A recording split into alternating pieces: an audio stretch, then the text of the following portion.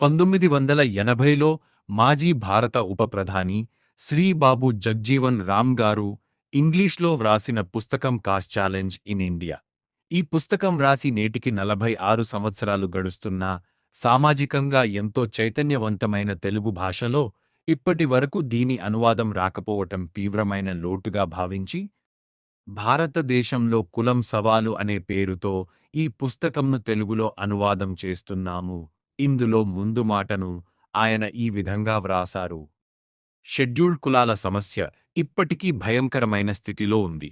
వారిలో కొంచెం చైతన్యం కలిగిన కారణంగా చరిత్రాత్మకంగా అత్యంత సిగ్గుమాలిన పద్ధతిలో వారిపై చేయబడుతున్న అన్యాయాలు, అత్యాచారాలను కొంతమేరకైనా అడ్డుకోవటానికి ప్రయత్నిస్తున్నారు. ఈ అణచివేతలు, అత్యాచారాలు నాగరిక సమాజంలో కలలో కూడా ఊహించలేనివి.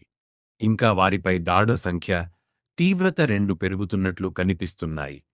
భారతీయ సమాజం వీటన్నింటినీ సహించడం విచిత్రమే కాక, కొన్ని అంశాలలో అది అన్యాయాలు, అత్యాచారాలు చేస్తున్న వారికి సహాయకారిగా కూడా ఉంటుంది. భారతదేశంలో చట్టపరమైన ప్రక్రియలు అత్యంత ఖర్చుతో కూడుకున్నవే కాక, న్యాయస్థానాల తీర్పులు కూడా చాలా కాలం పట్టే విధంగా ఉన్నాయి.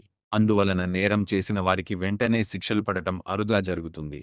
అలాగే నేరస్తులు శిక్షించబడే సమయానికి ప్రజలు సాధారణంగా వారు చేసిన నేరాన్ని మరచిపోతుంటారు. షెడ్యూల్డ్ కులాల హక్కుల కోసం పోరాటం ప్రారంభమైంది. మార్గంలో అనేక అడ్డంకులు, ఆటంకాలు ఉన్నాయి.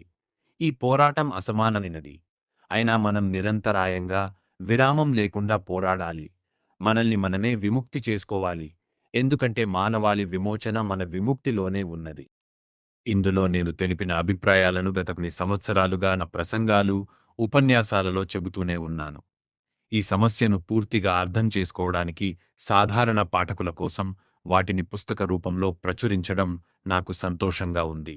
ఈ అభిప్రాయాలు ఏ వర్గాన్ని లేదా కులాన్ని బాధించడానికి కాదు, కానీ వేదకాలం నుండి ఇప్పటి వరకు హిందూ సామాజిక వ్యవస్థ యొక్క సంక్షిప్త చరిత్రను వివరించటం కోసం, అలాగే హిందూ సమాజం కులాలు మరియు ఉపకులాలుగా ఎలా విభజించబడిందో తెలుపుతూ, ఇప్పుడు కుల హిందువుల ప్రత్యేక స్థానం మరియు షెడ్యూల్డ్ కులాలు, తెగల దయనీయమైన పరిస్థితులను తెలియజేయటాన్ని మాత్రమే దీనిని వ్రాస్తున్నాను.